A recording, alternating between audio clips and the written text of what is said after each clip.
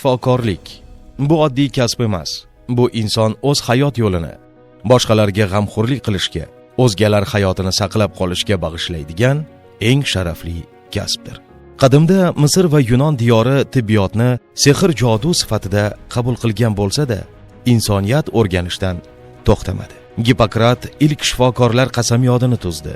Abu Ali ibn Sino esa tibbiyotning dastlabki qonun qoidalarini jamlab, tibbiyot ilmining poydevorini yaratdi.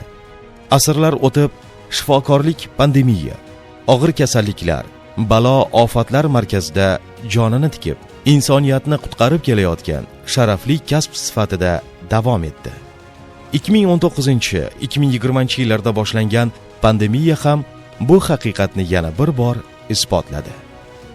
Minglab shifokorlar o'z jonlarini ayamasdan oxirgi nafaslari qolguncha insonlar hayotini saqlab qolish uchun kurashdilar.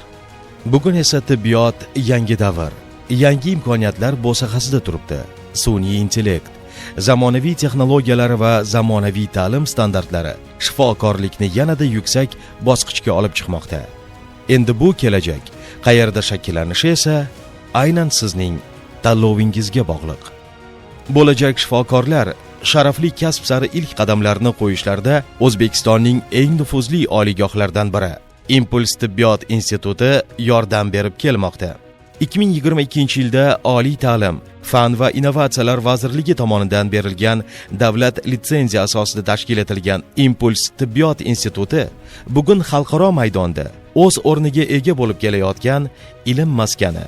Institut 2023-yilda rasman Jahon tibbiyot maktablari ro'yxatiga kiritildi va Educational Commission for Foreign Medical Graduates tomonidan tasdiqlandi.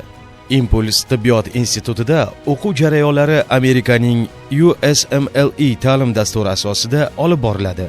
E'tiborga molik jihati, Impuls tibbiyot instituti talabalar uchun gibrid ta'lim yo'lga qo'yilgan bo'lib, tibbiy fanlarning har bir mavzusi bo'yicha talabalar tushuna oladigan video darsliklar YouTube platformasiga joylangan. Bugungi kunda kelajakda shifokor bo'lishni maqsad qilgan mahalliy va xorijiy talabalarga 150 dan ortiq shifokor ustozlar dars berishadi.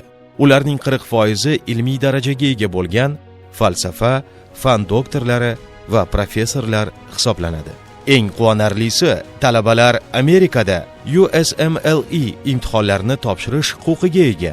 Shuningdek, Kanada, Avstraliya va boshqa ko'plab rivojlangan mamlakatlarda rezidentura va stajirovka qilish imkoniyatiga ega.